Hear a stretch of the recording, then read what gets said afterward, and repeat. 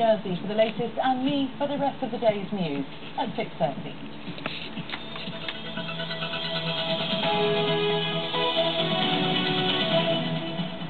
Right, 30 years ago this week, the residents of a certain close in Liverpool were first seen on our screens. Over the next 2 decades, they would bury a body under a patio, screen TV's first kiss, and make a window cleaner called Sinbad a household name, and we all loved it. I certainly did, it was my favourite. Liverpool are marking the anniversary at the city's museum this weekend. Our reporter Sarah Rogers has been speaking to the man who brought us Brookside.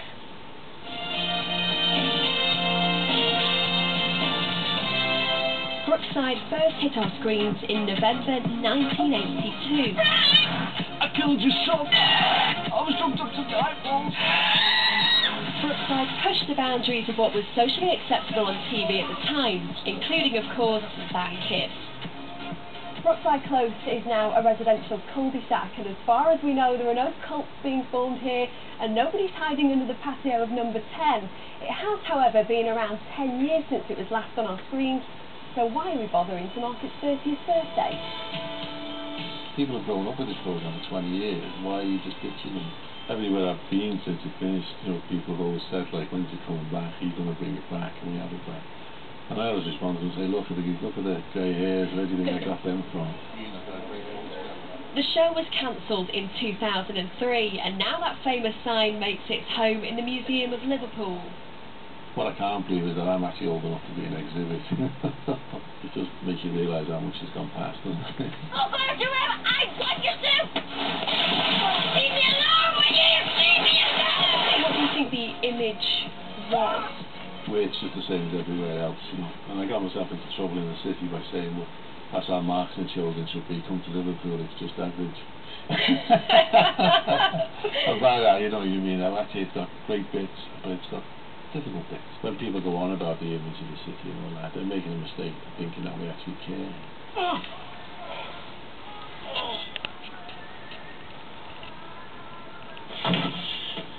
Favourite episode, favourite scene? I suppose the favourite is the first one. That's actually sort of getting it up on air. I know Brookside isn't coming back, but do you think there is actually space for something like that? I can't see anywhere where there'd be anybody who would have the courage to actually do it. I'm going back to writing, but I'm going to do it in novel form.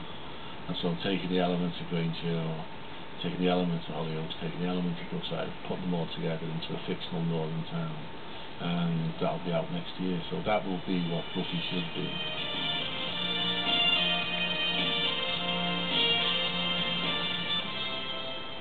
Trevor Jordan. Those were the days. The Saturday omnibus was my favourite. Now let's get the latest weather forecast here.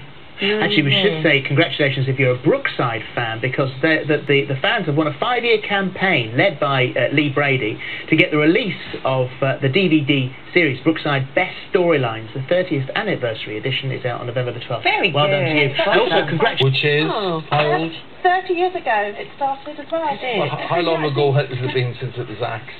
Oh, no, I don't know. It's a while. You might say it's 30 years old when it's been off the air for 10 years. Well, it's the same as the DVD coming up with the finest moment. Have you ever been to Brookside Close? I've been. I've never been to. They've sold it off now, haven't they? Yeah. Was it small? Smaller than you thought. But they were real houses. They weren't like EastEnders, which is 2/3 scale and whatever. No, they were real houses. They bought the estate originally, Phil Redmond and his company, whatever, and that's all. You're like the old man of TV. And thousands of Brookside fans have lent their support to a campaign to bring a DVD out celebrating their favourite show. The Liverpool soap ended 7 years ago today, and nothing's been seen of it since. Now, more than 5,000 people, including some of the old cast members, have signed a petition bidding to bring the best bits out. Lee Brady set it up. Well, yeah, basically, I think it's like a big, important piece of history for the city, really. Like since the capital culture and stuff.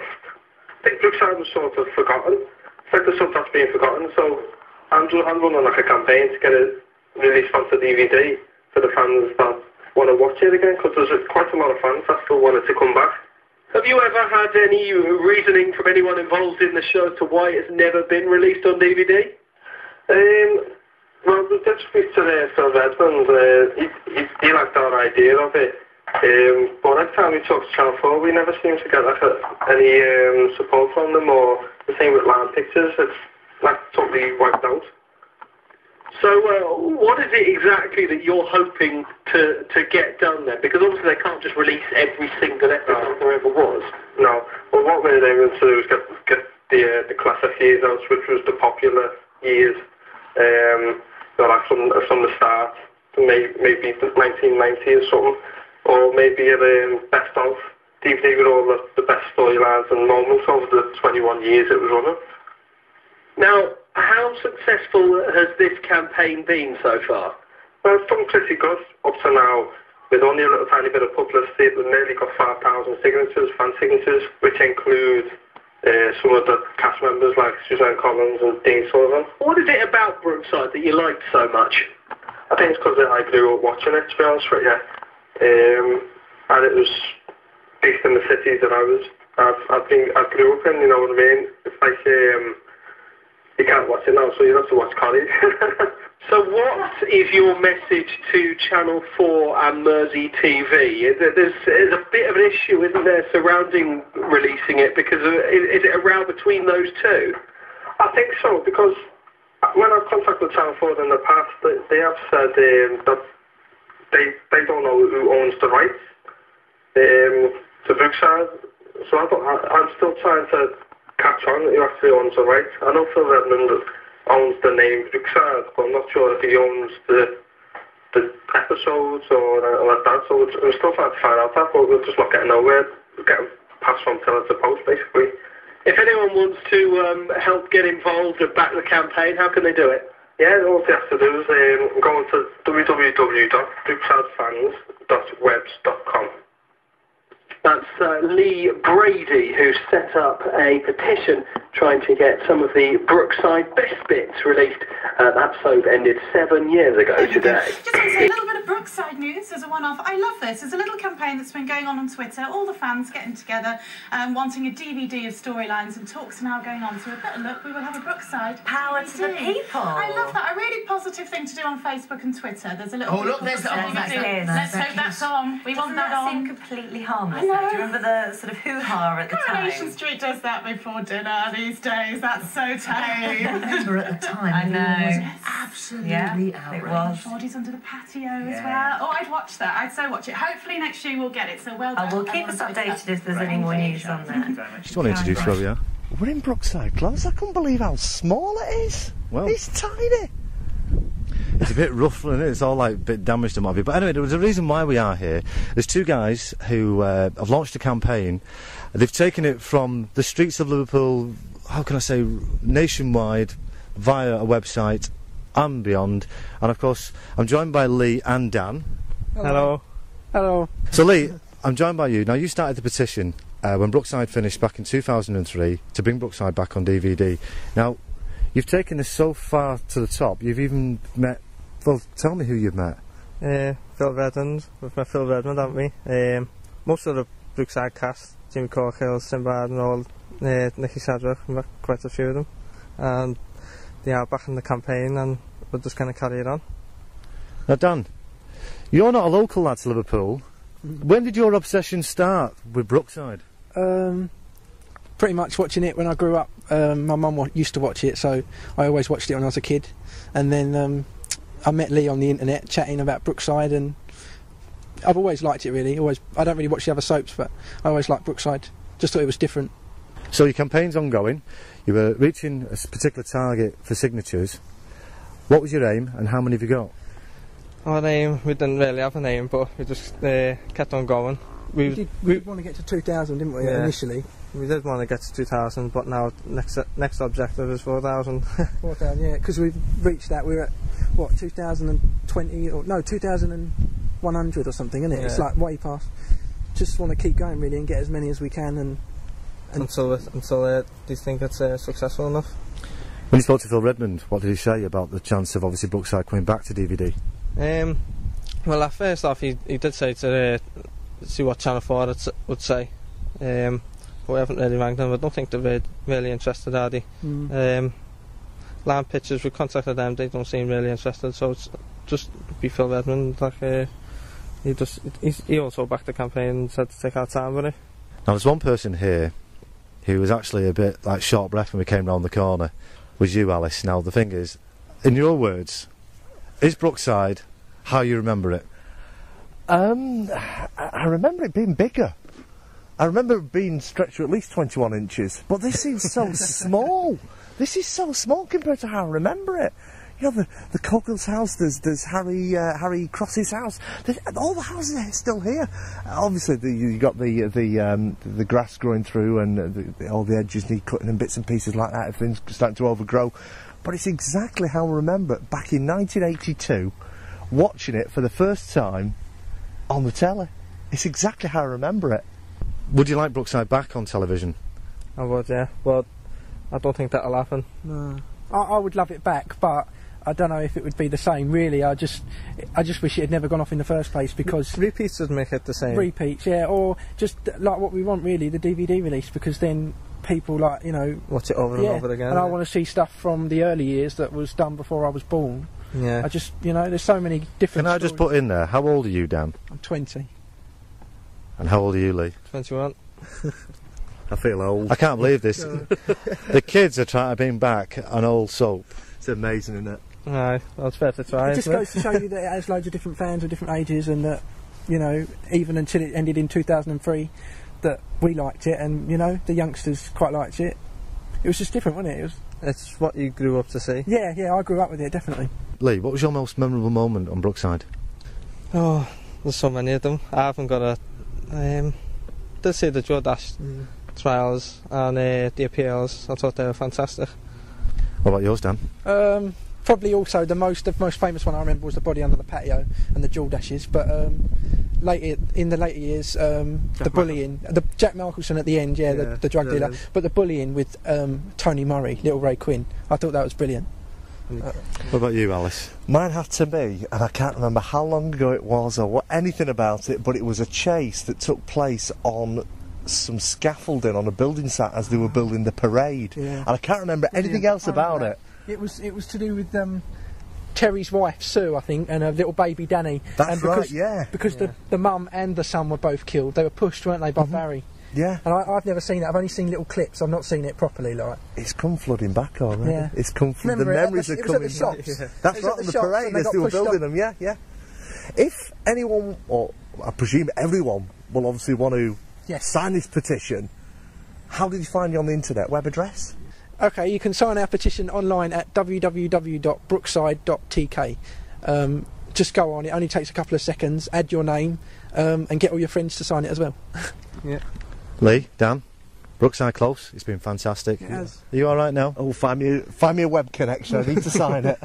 And you can also email me via the station website, sun-fm.com, alpha1032.com or durhamfm.com. So, well, what can we say about this particular soap? Well, we can say quite a bit about it, can't we? Remember Brookside? That little cluster of homes in the Liverpool Close that took over part of certainly my life for a little while during the 80s and 90s. Well, the houses are still there. And one man that's a true Brookside fan, and I mean, you really have to understand what the word true Brookside fan means, is Lee Brady. Hello, Lee. Hello. How you doing? I'm great, thanks. Excellent. Listen, welcome to the Talk of the North. I know that when somebody was actually helping me to sort out the call earlier on, they said, he's dead nervous. Yeah, I was. Just bear with me, Lee, right? How can you be dead nervous when you were at Jimmy Corkill's birthday bash last night? I don't know, I was really nervous at that as well. Were you really? Yeah. Now, who was it turned up at this bash? There's about 600 or 700 people that turned up. Really? Yeah. And there was a fairly well-known... Yeah, Phil Redmond, he was there. Yeah, Phil Redmond was he was the series... He was probably the man behind Mersey Telly, wasn't he? Yeah, he was the producer. Is he a nice bloke? Yeah, he's great. Yes. And who else was there? Dean Sullivan, obviously. Yeah. Who was Jimmy Corkill. There's quite a few actors that were in Brookside that was there at the night. Sinbad. Sinbad, who's now in Corrie, isn't he? Yeah, he is. Yeah. He said it's very, very hard to change his accent. So. Did you get drunk? No, but Jimmy was really drunk. Was he, you do though on your birthday. It's my 40th birthday bash this year, you know. And, I have to, like, try and locate a venue where to go. Because I really do want to get completely and utterly trashed on my birthday, because I think you do when you get to 40, don't you? Yeah, you'll have to come to Liverpool for that. That's a good idea, actually. Liverpool, or somebody said to me, go to Dublin. Nah. Come to Liverpool. Is that an open invitation, Lee? Yeah, it is. Excellent. Now, there was somebody else at this birthday bash last night, wasn't there? A very famous singer. George Michael? No, not the George Michael, surely. No, I think he was a lookalike, but I don't know. It was 50-50 on the night for everybody. Anyway, listen, let's get back to Brookside. How much of a fan are you? I'm a massive fan. I've been a fan since I was about 10 years old. Since you were 10? How old are you now? 20. So, would Brookside have started already when you started watching it? No. No? No. All right, give us a quick sort of rundown, because, you know, with you being such a massive fan, what year did it start?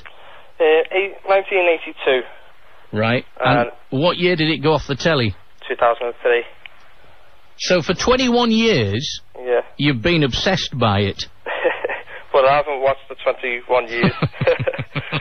Completely. So, what got you into it? Was it just the fact that with you being a Liverpudlian, it was all about Liverpool life, or what? Well, that was probably a big part of it.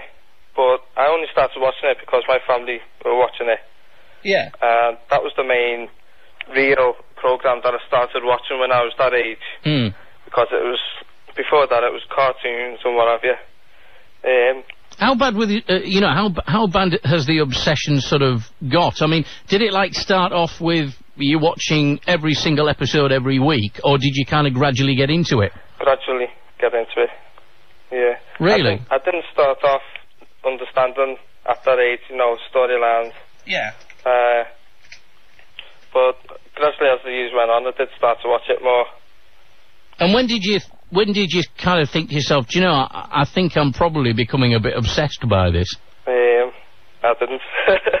So you don't think you've got an obsession, you're just a big fan of it? I'm just a big fan of it, yeah. How far do some people take their obsessions? Because, I mean, let's face it, if you're such a fan of something, you'll literally collect anything you can. Do you collect things from Brookside? Not really, but I have got a few DVDs of copied episodes. That's it, really.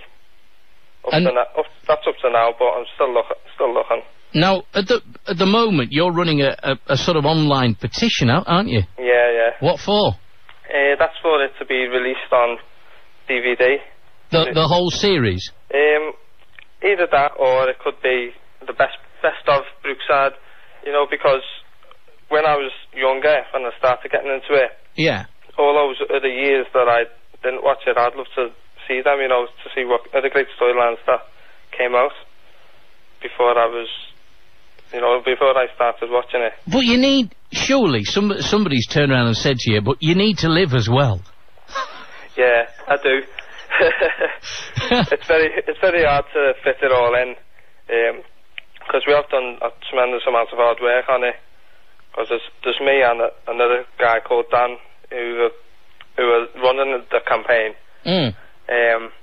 What makes you see what I can't understand, Lee, is the fact, why would you and Dan want to devote so much time to something when there's so many other things that you could be doing? I'm not dissing what you're doing. What I'm saying is, you know, life sometimes is a bit too short, and if you've devoted so much of your life to Brookside, what about the other things that go on in the world and around you, if you know what I mean? Yeah, well, they can come after we're successful. After you're successful, what are you hoping to do? Well, we're not going to give up too easy. Cause we just want to prove to everybody, even people that on the internet who we talk to, who say, oh, let's get over it, blah, blah, blah. It's just a poxy little campaign that you're doing that won't get anywhere. Do you get people taking the piss out of you? Quite a lot. I mean, It's very easy, isn't it, to become short-sighted about things like this, because I know what it would be like if, for example, I knew somebody who was all right. I know it's used quite frequently, a train spotter. You know, somebody that stands at the end of a platform, takes numbers, or is more interested in other things to do with trains and stuff. And I have a bit of an interest in trains, so I suppose I'm a bit of a spotter. But I don't stand at the end of Durham Station or the end of the platform at Sunderland Station or Darlington Station. But the thing is, it is something that, I mean, do you go to bed thinking about Brookside? No, I'm not that much obsessed with it. Do you have a sex life, Lee? I mean, this is just it. I mean, it's, for some people, it does literally take over their lives, doesn't it? It does. A little. But it doesn't for you? No, no. Now, there's these two sites. The first one, which is the one that's got,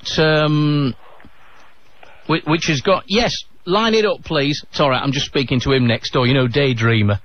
yeah, please, Robbie, yeah. Just line one up, will you? Oh, I'll have to have a word with him later, you know. I think he's been taking bromide. I'm pretty sure he has. But you've got two sites. What's the one that, what's the website where the petition is on then? That's on www.brookside.tk. Just say that word, Brookside, again, because I love it when Scousers say Brookside. Brookside. No.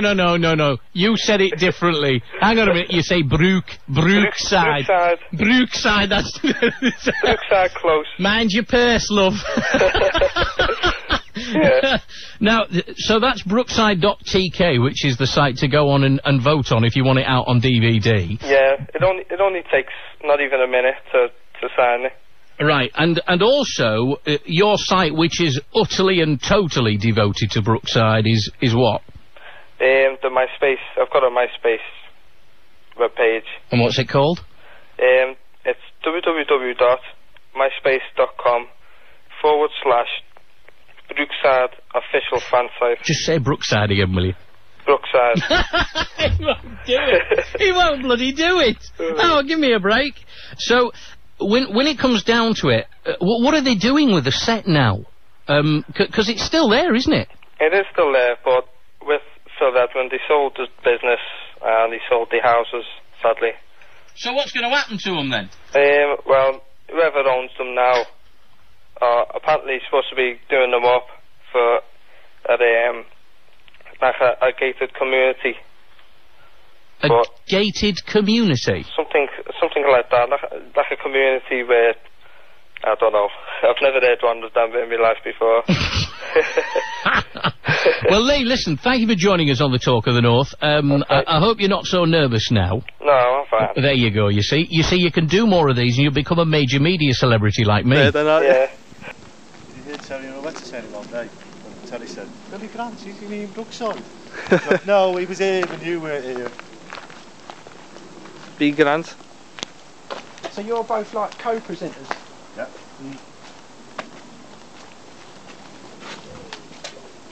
It don't look much, does it? Yeah, just do us a favour, take a photograph of where the body, this is where the body is, so you just have me and him back pointing downwards. I'll video it. Are you videoing it? Yeah. I left my camera at home. Yeah, it was just here. Well, lie on the floor. There used to be a, there used to be a little goldfish pond thing, didn't there? I can't remember that. Do you want to be out of the way, Lee, or do you want to get in it? Oh no, go on then.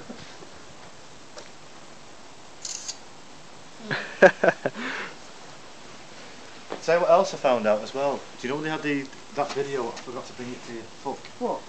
The video about behind the scenes of Brookside. Oh, the backstage tour. Yeah, one? I forgot all about it. You're talking about the one they did and released properly? Yeah. I bought it off eBay. Right. I've got it. Yeah. Apparently, they filmed the graveyard at the back here. Yeah, at the back of the house. Yeah. I didn't know that. So you're still videoing, eh? Oh, right. Hey, mate, you're alright. Sorry, what am I supposed to say now? Want to do the weather? Don't you start about that. Okay, looking at this. Here we are. It's welcome to Brookside weather. At the moment, currently up in the north, it's very, very cold. It's very blowing. As you travel down here to the Midlands, and of course, as you travel down through the northwest, still a bit rather cold. Here in Liverpool, still looking rather good with Liverpool, looking fabulous for the city of culture for 2007. Over here on the north east coast, we don't really talk about that, it's still flooded. Down in the Midlands, well, down in the south, sorry Dan. Low, shit all over the place. Yeah, down in Devon and Cornwall. There you go, enough said. Brilliant. Shit all over the place. Oh well. Little grey-haired man. And he had the gay son. Yeah. Yeah. Well, the wife, who was a Annabelle, yes, who was a lovely actress. She died. I think she died of cancer. Maybe somebody can correct me. Yes, I think she did. And there was the most. I'll never forget this as long as I live. Never forget this as long as I live. Brian Reed. Brian Regan. Regan, who played Teddy Sullivan. Teddy Sullivan, right. We went to this incredible night where we paid tribute to this lovely lady, Doreen, her name was, Doreen. Yeah, Doreen, yeah. Yeah, and after I did my spot, we all laid a flower on the stage. It's awful. Teddy tripped and kicked them all off. But it was as if he'd gone in and booted them. And everyone went, oh, you know, one of those gasps. It was terrible. And then I remember going to Julia Brogan's funeral in real life. She was great. She was a lovely, lovely actress. And that's where I heard Charlie Lansbury sing at her funeral. And Phil Redmond came out with this wonderful storyline, and he said, when he was there, he said, you know what, she's what was a character? Was it Julia Brogan? Yeah, the real name's Julia Brogan, isn't it? Or was it that? No, what was the, no, hang on, what was the character? What was the character? The character was... It was Julia. Yeah, Julia Brogan. And her real name is... Oh... Gladys Ambrose. Gladys Ambrose, yeah. So her real name is Gladys Ambrose. It was Gladys's funeral, and Julia Brogan was right. And I went to see her in hospital, and she was very angry that she was very poorly because she'd worked all her life to get into this show, and it was happening. And then at the funeral, which is a huge funeral at Knowsley, I'll never forget it, Phil Redmond got up, and she left the show because she'd not been well, and he said, I think it's very, very sad that Gladys has died, because I was going to bring it, she was the old grandmother, I was going to bring her back from Australia pregnant with an Australian farmer. Everyone roared with laughter, and I'll never forget that.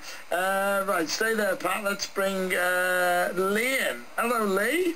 Hello. Now, you've got a campaign going, haven't you? Yeah, that's right. Now, explain, first of all, why and what it's all about. What it is, it's just, you know, you get all these soaps, and they've all got DVDs out about classic episodes, etc. But Brookside hasn't got any out. So, with me being from Liverpool, and I'm a big fan of Brookside, I have thought, why is there nothing out? Well, have you ever had an answer from Phil Redmond? No, not really. Because I think it's something to do with Channel 4. I think it's the deal he had with Channel 4. Yeah. That Channel 4, I could be wrong, are sitting on the whole series ready to sell, or they can't get the right price for it. So I personally think that's what's holding back. Now, you've had this campaign going for quite a long time, haven't you? Yeah, but it's on and off, though, you know, because I've got a life like as well.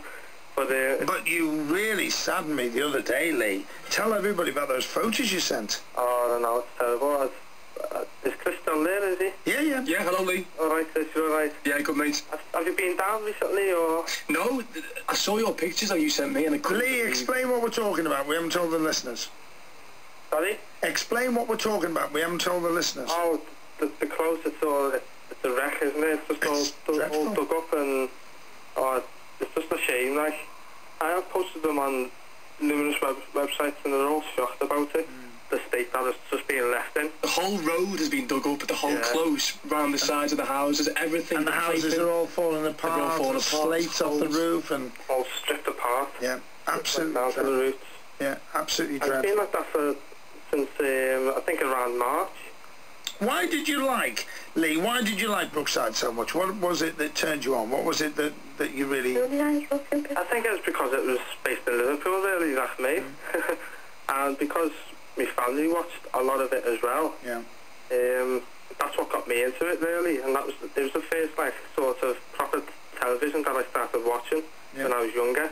Pat, do you ever see the close? Have you ever been up there? Only when you took me, but I know what you're saying. That's terrible, that, isn't it? Oh, you've never seen anything like it in your life? Oh, it's a shame, you know, because I mean, they could have sold the houses on at least, couldn't didn't they, you know? I think at the early days, everybody wanted to buy. Yeah. I wanted Stevens, but I tell you what was funny. We did a tour. I took Pat up, and they made us so welcome. But I did a tour late, and one of about 8 listeners won the tour. And I'm walking round. I forgot about this. I'm walking round, and I'm watching her. And she's putting a vase in a bag and an ornament over here. She thought part of the tour was to rob anything she wanted from the house. She was hysterical. Oh, God. I said, you've got to put them back. Because, well, you tell everybody, Chris, I mean, everything's got to be in place, hasn't it? There's cameras, photographs. It's continuity, so everything's got to be in place, all the picture frames, even the doors, you know, everything's got to be exactly how it's left, yeah? So what do you think, Lee? Do you think it'll ever come back?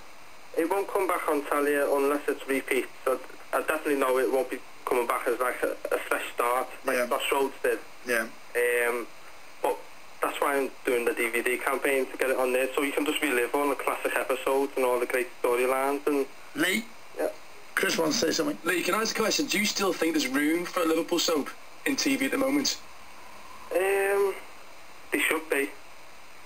Interesting question for Pat as well. Pat, do you think? Oh, definitely, yeah.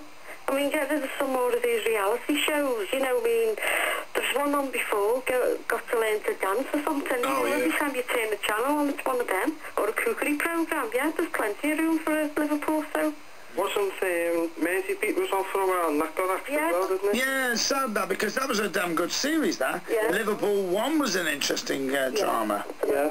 Well, they've got this new one called Moving On, which is Colin McKeown's doing. Oh, but afternoons. Yeah. Incredible writing and afternoons. But they're trying to get it for next year to the Neighbours slot on BBC One. It was too good for afternoons. It was brilliant. You saw that, didn't you, Pat? Yeah. Sheila Hancock, some fantastic actors and actresses. Amazing. Lee, thanks for talking to us. 01517081059 is the number. I've got Pat on the phone.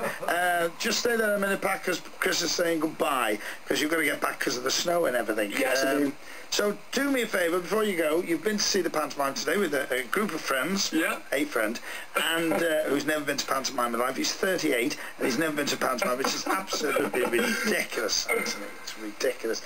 Tell everyone what you thought of the pantomime. It was absolutely fantastic, and you know, for a pantomime with such a small audience, I mean, 800 people booked, but only 350 turned up, but it was still amazing. You know, really, really good. So tight and so together. And lovely theatre, the new lovely theatre. Yeah. Brand spanking new. You've got to go down. If you've not been to the Floral, get down to the Floor Pavilion. Did you know that he can't dance, by the way? Don't even go there. Did you not know he can't dance? It is on, so he can't dance. Did you not know he can't dance? I'm sure Chris was a good dancer.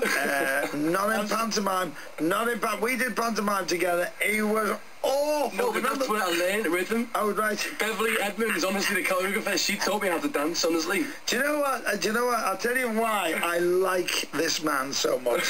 I'll tell you why I like him so much. Me and Jane from Crown Productions, who did loads of pantomimes and still does, we took him out for the first time ever, because we were appearing in pantomime together, and he cleared the plates and put the knives and forks in the sink, and we went, that'll do us.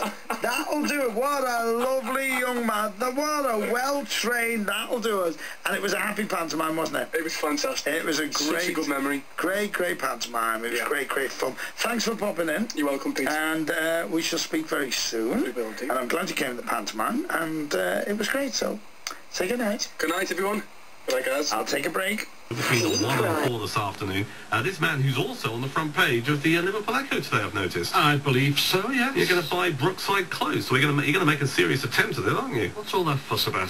Well, why not? Are you really 59? No, it doesn't say I'm 59.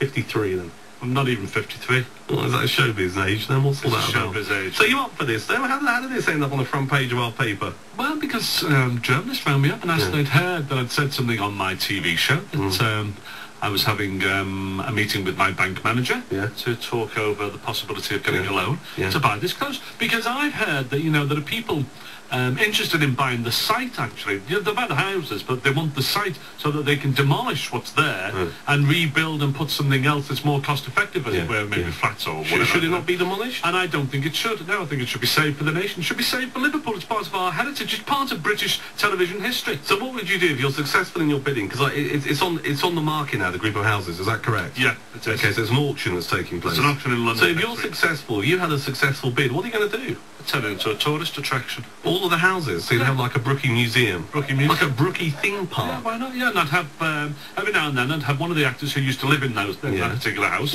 past and present, you know, over the years. When the tourists turn up, they knock on number 10, and the door opens, there's Jimmy Corkhill saying, come in for a cup of tea. Could you go to Jimmy Corkhill for a quick lesson? Because, of course, Jimmy was a teacher at one point, wasn't he? He was indeed. You know, maybe people could roll up at the new Brookside Close and get some help with their homework. Why not? Yeah, it's all on offer. It's on the front page of today's Echo. I've mentioned this before on my show, but a couple of young lads have started a campaign to bring back Brookside, and in particular to bring Brookside onto DVD. So, you know, they mean well. So I help them out. I give them a little bit of a plug. And they make little videos and things. They've been to the close and seen it falling apart. It's up for sale at the moment. It looks a disgrace. But they made a little video of it. So you can see that if you're interested. But they've also clipped off other shows. I did something for Channel 4 being 25 years old with Claire Sweeney down in London that went out on one of the programmes on Channel 4. But Vince Earl, who used to play Ron Dixon, Jimmy Corkhill's arch enemy, he did a little tour of the close not so long ago, and there's a clip of that. If you want to find out more, you can go to www.soapzone, all one word, SOAPZONE, soapzone.co.uk, and you can find out all about their campaign. You might even want to sign up to it. So there you go. Okay, Lee. Good on you. So as we said, well, I'll actually go back and start writing. I'm going to bring out a novel next year to answer that question, what would Brookie be like now if it was still on? So oh, that's good. I love that. I absolutely love that. As you know, I was an incredible fan, always with Brookside, and my phone-in lived off some of your storylines, you know, because you opened a lot of wounds, didn't you, with it? I did, and it's interesting because, you know, that question, like, how do I feel about it? It's all, I mean, going through this process of writing the book is like reliving the therapy I already had to go through with Brookie. But it's actually quite interesting looking back at the kind of things that we did create controversy and the kind of rows we got into. Whereas these days, you know, it seems a bit daft. I mean, going right back to Grange Hill, and one of the first controversies of Grange Hill was the dreadful accents of the children involved, you know, which was just the actors' real accents, and they were just normal working class kids, you know. And even that was kind of a controversy back in 1978, you know, which is quite strange, isn't it? And you did that again with Brookside, because exactly the same thing happened. Yeah, except there was just tinge, wasn't it, with the bit that we went a little bit too far with the realism, and we wanted to have a real show that portrayed real people, so we wanted to put realistic language in, which included the swearing. And I think although we followed all the rules where, you know, guys would swear on the shop floor, but they wouldn't swear in front of their wives, and kids would swear at school but not in front of teachers. What we forgot was the overriding social mores that, you know, you only do that when you're with people you trust. And so what we were doing was pushing everything into people's living rooms where they had no control of, and that's what they didn't like, really, you know. So we did the age-old thing, we listened, and we took it out, and the audience came back, you know. Interesting. I love the title Midterm Report. Was that a big step to call it that, or did that just jump out at you? Well, it's one of those things where you originally wanted to call it Reflections, you know, which was like, in a sense, looking back, but the publishers were a bit kind of, oh, we don't quite, that, you know, all that. And we went through weeks of thinking through what should I do. And again, one day, just walking along the road, it just cropped up, because it was like, I'd approached it, you see, as a huge virtual interview, you know, trying to write it on the basis of all the questions I've been asked over the years, the ones that I've evaded, you know. So I thought, well, I'm not actually quite ready to put everything down on paper. So it just cropped up, why don't I just call it a Midterm Report? It was just one of those. And as soon as we said it, it just seems so obvious, you know. Now, you are a perfectionist. You've been known as that. You've fallen out with people over that. Are you pleased with the book, or would you rewrite it again? Oh, I think if you ask any writer that, if they pick up a script, they'll always want to sort of fiddle with it. And even just looking at some of the stuff I've done for things like Serialization, or just an interview somebody's quoted, and I go, ooh, you know, I could have put that a little bit better, you know. I think you just have to go into these processes and do the best you can at the time, and then realise that there is a date, which is when you have to say that's it, you know. And so this is the best I can get it up to that point, you know. I've got to ask you a question. I've never ever asked you this, and I've been in your company many times, but I've always wanted to know this. So it's an interesting put you on the spot, but I like this. Somebody once told me about you when I was trying to find out who you were and what made you tick, that you were a man that would sit at home, know you had to go upstairs, but wouldn't go upstairs until there was a reason for you to come back down again. Does that make sense? Yeah. Does that sum you up? Yeah. Like, I got to the point where I was, I suppose I got quite institutionalised by the actual process of the production, and every single minute of my day I used to guard quite jealously, but I was actually controlled by the processes, so I would know right down to the minute exactly what I'd be doing or what I needed to do and everything. So it was like that when I was going upstairs, you know. I had to always be quite clear why I was going upstairs, what I could do, what I could achieve while I was up there, and then why would I come back down again, you know. And it's the same things, like you can't go to the loo without taking something to read with you, you know, because you don't want to waste that time. Well, putting that into practical terms, then, when I went to Brookside and when I went up to see Hollyoaks and everything, that then fits into you, because every single inch of that place that you bought had a purpose, didn't it? Oh yeah, and I mean, Alexa shares the same gene, I think, because we always used to say everything we did and every space in the company had to have three purposes, and so it was generally like it was would either be for the shows, for the business administration, or for entertaining, you know. So when we built the Dog in a Pond for the Hollyoaks, we built a delivery right next to the canteen, so we could flick the location so we could use it as a different pub for Brookie, or we could extend from Hollyoaks out into the Brookie canteen to make it look like a hotel, or we could have script meetings in there, or we could have great Christmas parties in there. But everything had to pay for itself 3 times, really. And let's not forget some fantastic charity events which you were instrumental in, and you gave an awful lot to charity, and they were some of the best dues I've ever been to. Yeah. And I think Alex and I both think that's we missed that, you know. We missed that ability to be able to do that, you know, to actually say, yes, we'll do that right now. It's easy to kind of, in a sense, write checks and things like that, but I think one of the big buzzes of those things was actually allowing everybody to get involved, you know, and different people from different parts of the company to try different jobs and to do different things, and, you know, entice people like yourself along to come along and help out and everything. And in return, we all had a great time, and then raised the money for the charity. So it's yeah, we had some great times there, didn't we? I can't list the work you've done because it would take half an hour at least. What, looking back, would say? No, there wasn't enough time to talk about everything. I think that was the problem. I mean, I think Hollyoaks was very good at the beginning, you know. Yeah, I still think it's all right now. But I think it's gone into sort of a more teen type show than it was originally. But no, so I very much enjoyed the afternoon all around. I thought it was really good, especially so long after it's been on. Celebrated its 30th. I'm looking forward to the DVD coming out as well. Good, thank you, David. And I thought it was a cracking crowd. Really enjoyed 01514720967.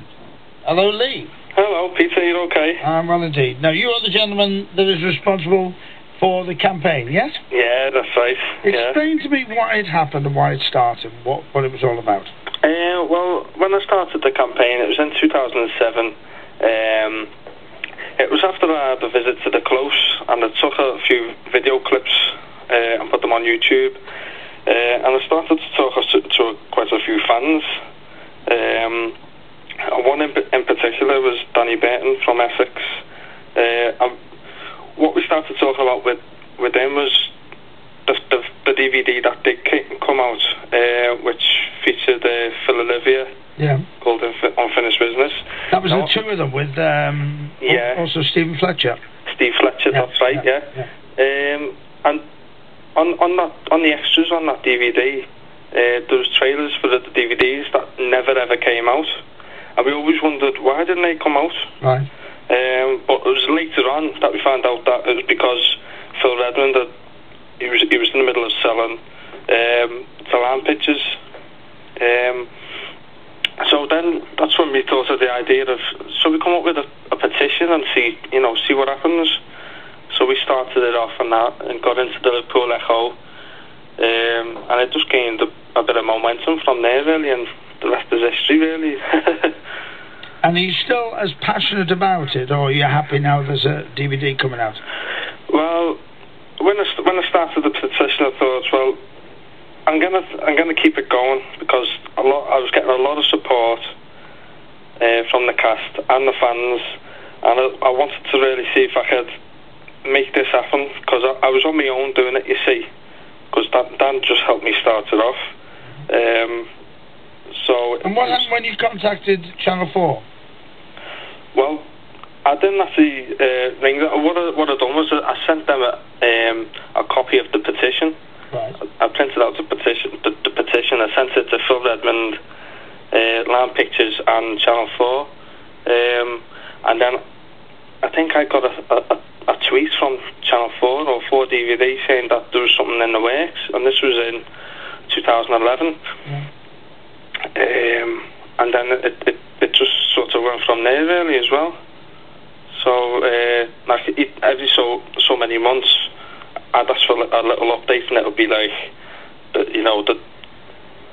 doing what do you call it, picking different episodes, and then putting on the episodes. They wanted me to get all fan suggestions and things like that. So I was really happy, because I thought, this is really going to happen, I've achieved something here. And are they going to give you a free copy? They're going to give me 25 free copies. Oh, right. I was paid off as well, Peace, because to me that's a big accomplishment for me. Yeah, no, it's great. I've sort of done it all on myself, because I work a lot, you see, I do 230 hours as a care worker a month. So it's been a hobby, a labour of love. Yeah, so to speak, yeah. So now that that's on, I've got the fans wanting me to push on for the repeats now as well. So I don't know what to do next. Tell me what you thought of this afternoon. I thought it was brilliant. I really enjoyed it. I didn't get there till about 11:15. Met Claire Sweeney and Dean. We'd had a nice little walk around. It's a great day out at the Liverpool Museum. There's loads of different things to look at. There's so much to see. I thought the questions and answers, I thought it worked really well. No, that was brilliant. I really enjoyed it, yeah. It's just great to see that, that the fans can ask questions from Phil Redmond or Dean or Claire or even Peter. Yeah, it was interesting as a writer, because you never get to speak to them. Yeah. And the killing off a cracker, that was the bit that got me. There's a few funny ones. Yeah. It was brilliant. Well, I'm really glad you get, and congratulations on what you've done. Thanks very much, Peter. You take care of yourself. Well, I was going to say, God, I was so embarrassed when I had to stand up in front of everyone there. Why were you embarrassed? Because I'm quite a shy person, you see, so I don't really like loads of attention. Can't be that shy if you've been at Channel 4 to get a video done, for God's sake. Certainly can't be that shy. But it was quite good. I didn't even want to put the mic down, but never mind. No, I did have to snatch it off you. I did notice you were hanging on to it for dear life. Lee, nice to talk to you. Nice one, mate. So long. There's a best-of DVD, and with the 30th anniversary being next November, 4DVD / Channel 4 have now confirmed that the soap will be out on DVD next year. So he's already won his campaign. However, he says, would fans like to forward their storyline suggestions to me? Well, what? Is there anything more to that? Like, why? I'd like to know. Well, people liked Brookside. I mean, not enough of them, or it'd still be going. Yeah. But people liked Brookside, right? And Lee's obviously been devoting his life to getting it released on DVD, which you've got to devote your life to something. I know some people are out there, like, building orphanages and like educating and making sure villages have got clean water and those kind of things. But not everybody can do that. We've all got our battles to fight. You know, I haven't had a battle in my life as noble as what I've just mentioned, or getting Brookside released on DVD. And I suspect you haven't either. Absolutely so, not. and you know, and that probably the same goes for many people listening. So stop your sneering now. I salute Lou to Lee for getting this done. But you haven't answered my question. Why does he want made-up storylines? No, he doesn't want made-up storylines. Oh. He's now, so they've agreed that they will release a best-of. Yeah. And he wants to know what the fans of the show would constitute as being the best of Brookside. Oh, I'm understanding. Right, no, he's not going to get Anna Friel back from Hollywood and get to act out new scenes as Beth. That's what I thought. No, right. no, not at all. Well, I don't know. I would like. I mean, obviously, the thing with the guy under the patio, was it Trevor Jordache? There was a guy under a patio. Yeah, that would be good to see again. Yeah. But for me, I would like to see again the feuding between Ron Dixon and Jimmy Corkhill. Okay. Anyone? Beulah? Anyone? Come on, Gaz, you're from North Wales. That's as good as Liverpool. What about that brother and sister? Oh, the incest couple. What are they called? Nat and Georgia? Wow, good memory. Why is it like, when I meet somebody, I can meet somebody in the street that I've worked with for 5 years and not remember their name or their face, and yet you say to me, what were the incest couple on Brookside called? And I say, oh, Nat and Georgia. That's amazing. What is wrong with me? I would probably know them in the street as well. So yeah, Nat and Georgia, anything to do with Ron Dickhole and Jimmy Corkhill feuding, and then whatever else we said. Patio. Yeah. That will do. Okay. And then after this is a success, then maybe we can campaign to get Albion Market. Oh, what's your favourite moment of that? The bit with the when the market inspector came. I don't know. I don't remember. I don't remember. Anyway, if you do want to send in your suggestion, Lee has a website which is called brooksidefans.com. That's brooksidefans.com. Jim Press. Ed Sheeran talking about the A-Team. We're talking about Brookside.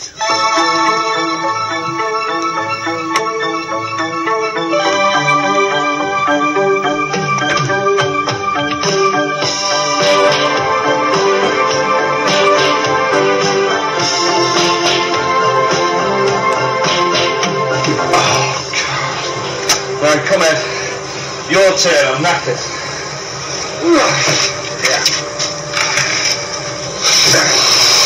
Eddie, what the hell are we doing now? Keep it down, Muz. Sinbad's got something stashed down here.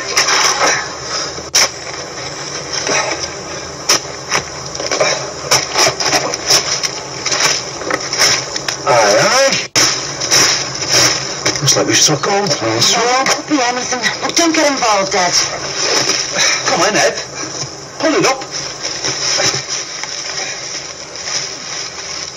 Come on, pull it up. What is it? What is it? It's a hand.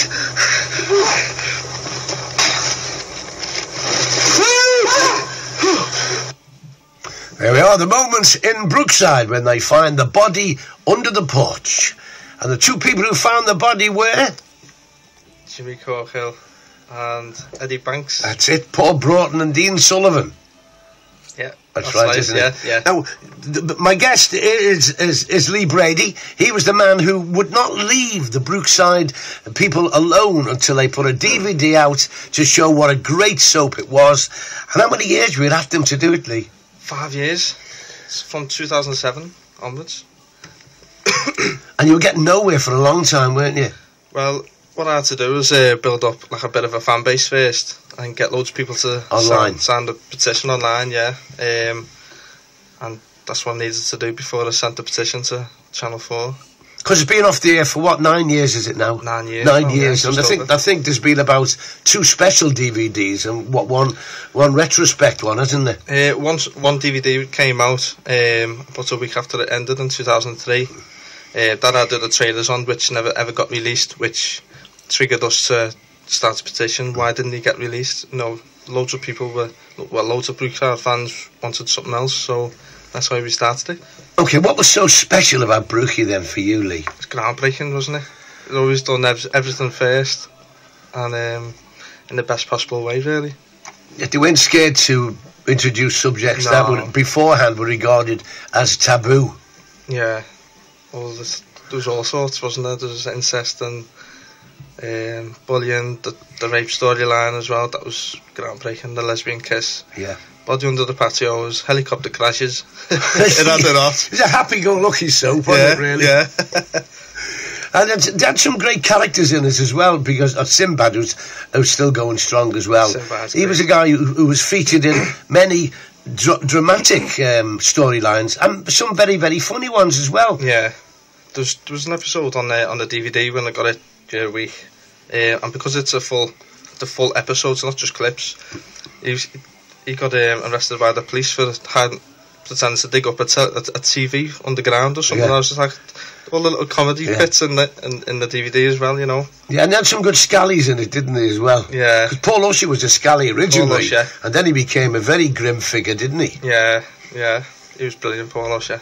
Barry Grant. Everyone loves Barry Grant. He's very underused, Barry.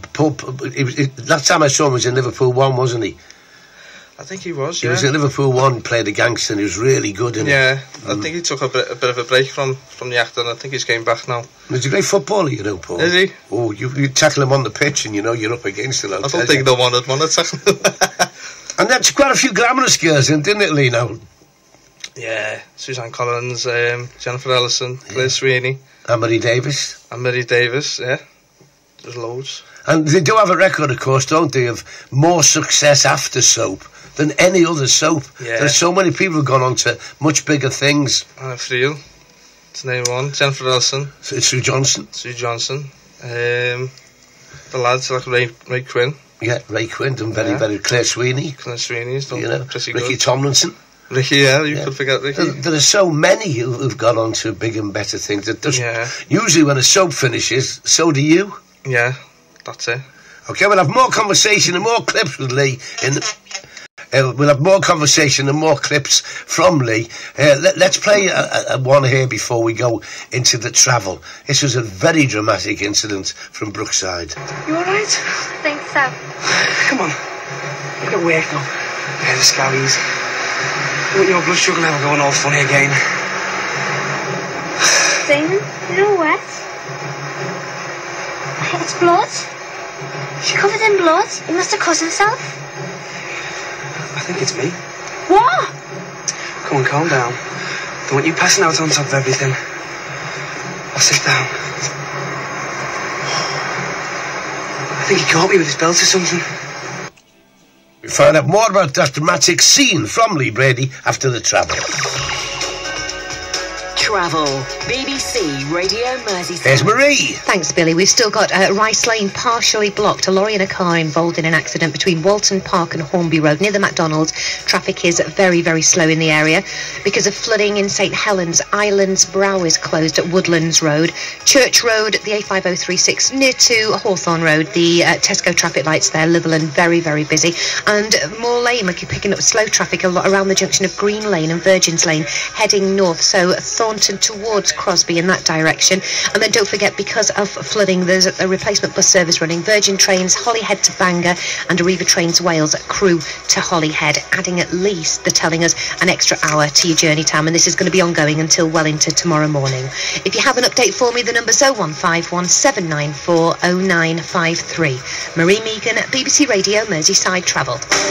On Late Night Live, we don't take life too seriously. My first car was an old Mini, and it was an old clapped out banger. And I can remember when I took it in for part exchange, and I felt like I was deserting an old friend, you know. And I pulled into the garage, and there was a big crack as I pulled into the garage. And I left it there, and it looked up at me with the two big headlamps as I was saying, "What are you leaving me here for?" Late Night Live with me, Linda Mack, weekday evenings from 10 on BBC Radio Merseyside.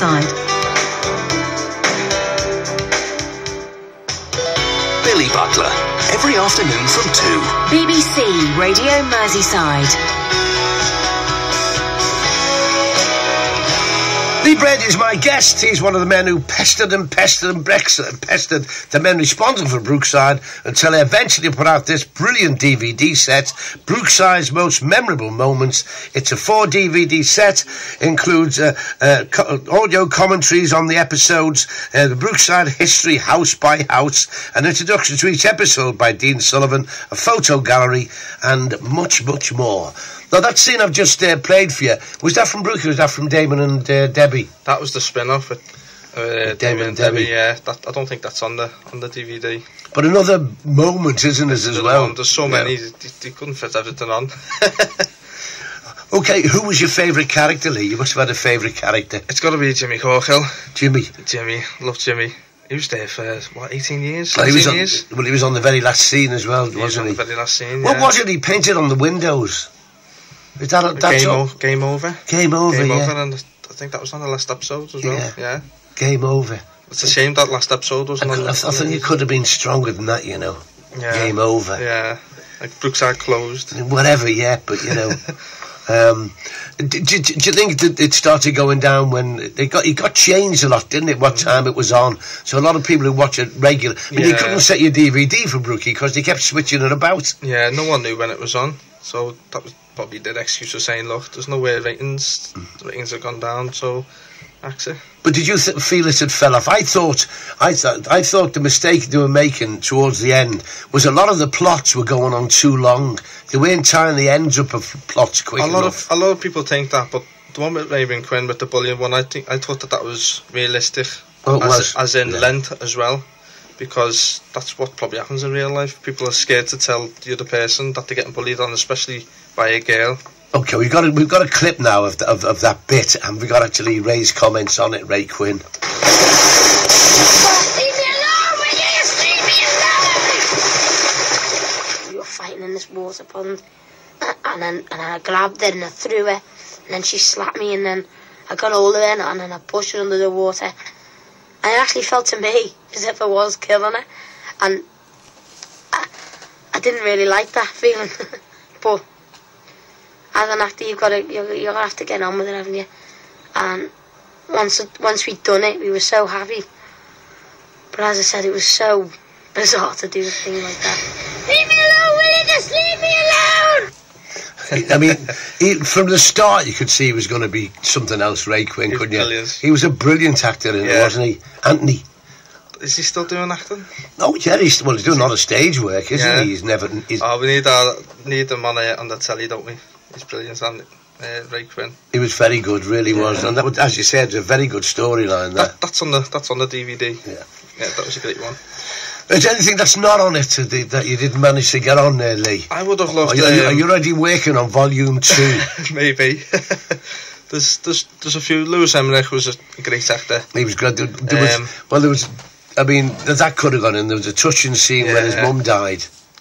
I can't remember that one. That was probably before me. That was the euthanasia. I think that was the euthanasia plot line, wasn't it? And the one with Jenny. And he had to go to court over that. That was brilliant.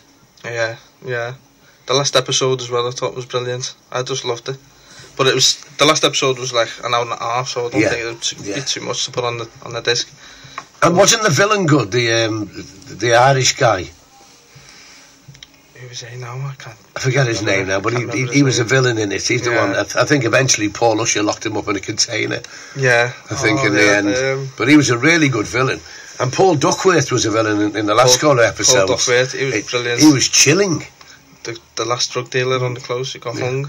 That's right, yeah. That was an incredibly strong. I must admit, when I actually saw that episode, I myself went, "Oh, that's a bit strong." Yeah. Well, that's when all the swearing came back into it as well. Yeah. Just before it ended. I think that was a few months before it ended, that as well. But the DVD, that's out today. Okay, comes out today. Brookside's Most Memorable Moments. You can rewatch and you can relive and you can remember some of the great moments from a fabulous soap. Ever come back, do you think, Lee? Could it ever come back? Not like it used to be, but I'm trying to get repeats back, so... Yeah, fans that want me to... Because none of the other channels are showing it, are they? No. There's so many, things like Golden that it could go...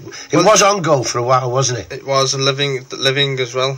And I think even Sky One had it, I'm not too sure, but when you look at Channel 5, they're bringing a lot of old programmes back, Dallas and things like that, so maybe it could fit in somewhere. Well, I hope it does for your sake, because you'll never be happy. I'll never be happy until it's on. I do actually know someone who's got every single episode. Wow. Every single one. How I don't know. Get them to contact me. That's what you call it. Well, one of our staff was in it for a while. Jenny, you know Jenny Summers, who does our breakfast show. Yeah. Well, she was on that. I think she was Tinhead's girlfriend, I think. Tinhead's girlfriend, yeah. I think she was, anyway. Was it near the end? Yeah, nearest the end, yeah. It was before Emily died. Obviously before Emily died, yeah. I forgot she'd passed away as well. Just after she got married, wasn't it? Yeah. Just after they got married. Yeah. Got pushed out the window. That's on the DVD as well. And I mentioned this when we had them in, you know, when that one went on for ages about who pushed, was it Paul Usher's wife? No, it was Brown Regan's wife. Was it? Pushed off a scaffold. Yeah, and the baby. And you just saw, that's right, you just saw the feet. Yeah. And hair falling off. Yeah. But we had those slipping. Mal Young brought the trainees in that was shown on the telly. So on Ode Your Plumbers for a Star Prize for weeks we had the trainees in the scene which was pushed off the roof. Wonder where they are now then. Yeah, wonder where they are. Well, somebody won them. So somebody out there's got them. Probably on eBay. Probably set up on eBay or at an auction or something. Yeah. Well done, Lee. How many times have you watched it now? I've only watched the first disc. So I haven't had time. After all these years, you've only watched one disc. I've been too busy. Working. Okay. Well, thanks for popping in and well done. Thanks very much, Bill. Well done. So 30 years of drama. It's out today. Brookside's memorable moments. 4 DVDs. 4 DVDs with lots and lots of extras as well. Yeah. A two disc DVD it is. Okay. From 4 DVD. Excellent. What does the giant smell? 8:22. Remember this.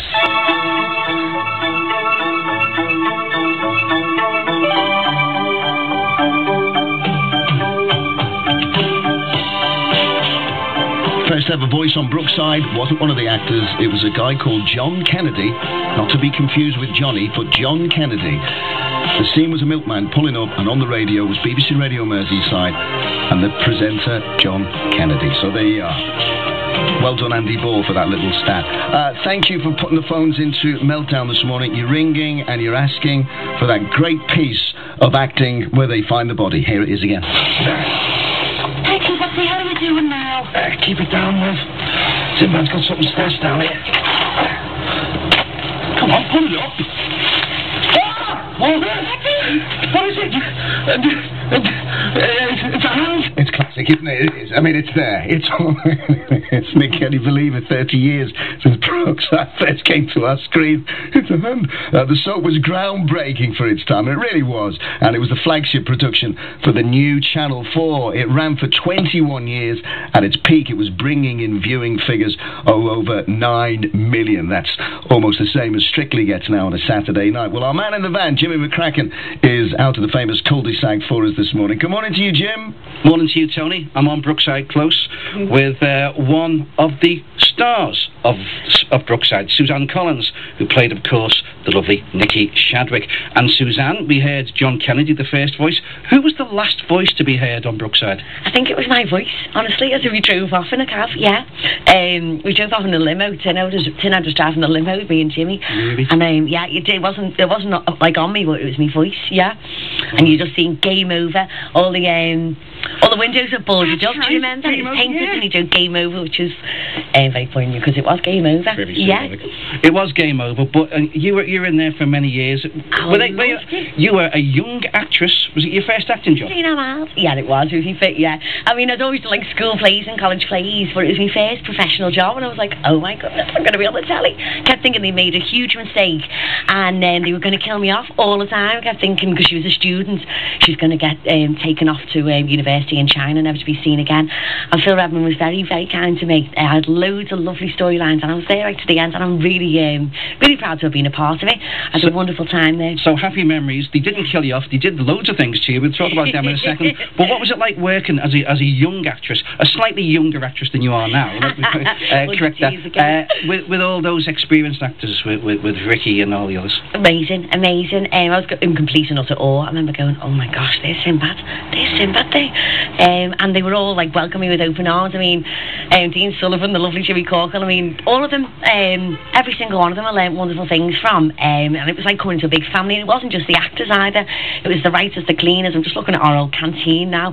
I used to run down here with my hair soaking wet, and then, we'd all be met with hugs and breakfast, and it's just a joy coming to work. Well, let's just go for a little walk, because I mentioned Ricky, but there was Sue, and there was Ethna, and there's Stevie Pinder, who were great actors and all that. So we're standing here now. Let's cross over, Suzanne. Yeah. We're going to stand here now, and this is a real life estate now. There's a fella there just Jenny, all the holes have been filled in. You couldn't get wires in now. It's just like the real proper houses, real humans living in them. Even the canteen's got people living in them. And you remember our Jenny Lee Summers, don't you? Of course I do. Yeah, we played mates in it. I think we were at the same party where she went off with Tinette. Yeah. Yeah. So we're right to the corner now by the sign Brookside Close. So just point out. I mean, there's 1, 2, 3. There's 5 or 6 detached houses. There's a couple of semis, and there's the bungalow. Which one was yours? I went in a few. There's 2 houses which were like one was where we had our wardrobe and makeup, and the other one was like that one was our canteen. And that one with the makeup, is that where that lady's just come out now? She's just come out of our gainer's wardrobe. yeah. It's crazy, that, isn't it? And what's the one next door where that woman's looking at us through the blinds doing a curlers? There's a woman putting curlers in right now, and she was that was where we got changed. There was no star system. There was a girls' changing room and there's a boys' changing room. Next one along was the canteen. Next along was the Johnsons, where Nikki Shadwick got I don't think I want to say no more. No. Let's just walk across here. There's someone coming out the corridors now. This house here. Morning. How are you? This is Suzanne. I'm Jimmy McCracken, Radio Merseyside. This is Suzanne Collins. Who is Nikki Shadwick. What's your name? Do you mind? Lee. Lee. And what's your name, darling? Lee. 2 Lees, lovely. A boy Lee and a girl Lee. What's it like living here on Brookside, which was part of Merseyside history? Yeah, that's all right. Yeah. Do you get many people like me coming around poking their nose in trying to... You get a lot of people like turn up all the time, like they come from London and everywhere, just like crazy, isn't it? I remember they used to like camp out. Like, someone come on the holidays once.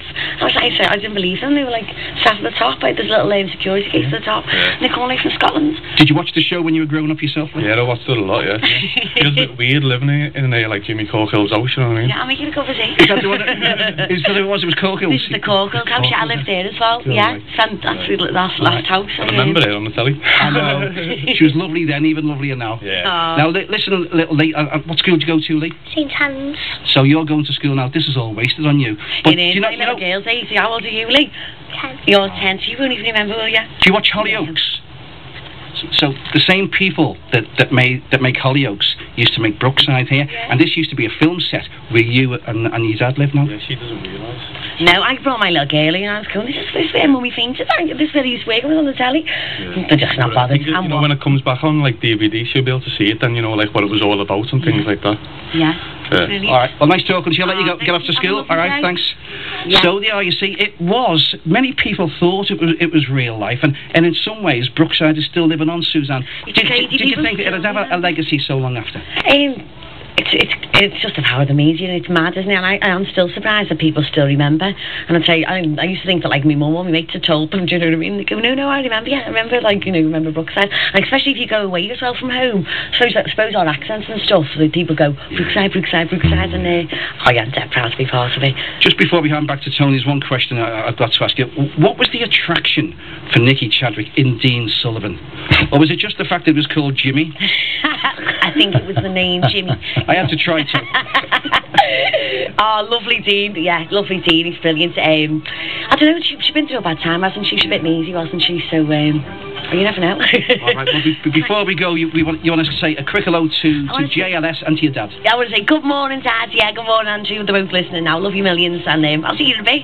Happy Friday. And Jenny Lee Summers, Suzanne remembers you well. Oh, yeah, how you, Jen? Yeah, she's sorting to travel out. She'll be in a minute, but thanks very much. It was happy days, wasn't it, Jen? Brilliant times. That's Suzanne Collins back home on Brookside Close, Tony. Jimmy, the ultimate aim when Brookside first started was to look like Damon Grant. And I'm going to throw, and I know you were the same, Jim, in the days when you had what was it called? A wedge. A wedge and the fringe. Yeah, I mean Stan Smith's. Exactly. White t-shirt, sky blue Slazenger v-neck jumper, bleached jeans, white kickers or samba. Yeah. That was the way, mate. Yeah. And the big decision at the weekend was whether to wear your lowest jeans or your second image. You see, I went for Razzie. Oh, Razzie, yeah. I went for Razzie, mate. And the posh kids had Iniga. They were the ones from Woolton. Cheers, Jim. We'll see you later on. Tony. There he goes. There's Jimmy and Suzanne. Sounds like an American sitcom, that really, doesn't it? It's What are you doing, Lee? This arm is up. This is Lee drawing lots. You can't really see him in the picture. No, well, we'll try and do a picture and then we'll see if it needs to be bigger. Make them a little bit bigger then if we need to.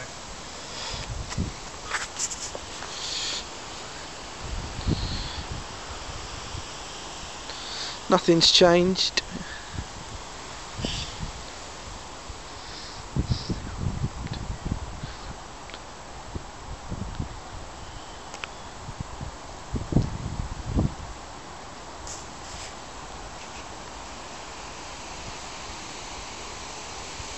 Kevin the Country Quangos out there listening, we want funding for buskers, particularly really bad buskers. Yeah, marvellous. Because it's almost like kind of modern art. It's surreal, isn't it? It's that kind of, absolutely. Guess the tune. Absolutely. Yeah. There's another thing that sort of caught me eye in the work I've been doing. I've been talking to a lad called Lee Laddie. Would you believe it? Lee Laddie. Lee Laddie, nice lad, and he's leading a campaign to get Brookside out on DVD. And Brookside's really in vogue at the moment because they've got the horror film that's being filmed there. On the set, yeah. And there's some publicity story that it's supposed to be haunted, yeah. Yeah. I think it's the ghost of Gizmo, but the studio's haunted with the ghost of Simon O'Brien. Yeah. I mean, personally, I thought Brookie went down the neck when Sinbad was accused of being a paedophile. I think that was really... Is that the moment in time? I think so. That was a pivotal moment. But a lot of people should remember how groundbreaking Brookie was, and there were some fantastic storylines in it. And the other thing is, it was incredibly funny sometimes. Some of the characters were brilliant. And I mean, I was sort of trying to remember some of the great moments. And of course, one of the ones was when Damon and Gizmo stuck a pair of stones to make it look like someone had been buried alive. And Paul Collins, the local busybody, came rushing out trying to phone the police and everything. It was fantastic. And of course, you've also got Barry and Terry, the two Scals, and the way they used to have run-ins with Sizzler and Tommy McCardle. Sizzler, and they used to have things like, "Oh, aces, don't set me on fire," things like that, And I think we should get the golden age of Brookie back on DVD. There you go, a campaign to get the golden age, to get Simon O'Brien back in work. But it got tremendous viewing figures, didn't it? I mean, at one point, around the lesbian kiss time, and oh yeah, it was groundbreaking. And you've got to remember, it was 4 years before EastEnders really started going, and in a way, they copied Brookside. Yeah. And I think it's never really been given the credit that it deserves, Well, it has now. Yeah. We put it straight. Talking about blasts from the past that are making a comeback. Stop looking around. I know, I think this is the one you use. Lovely.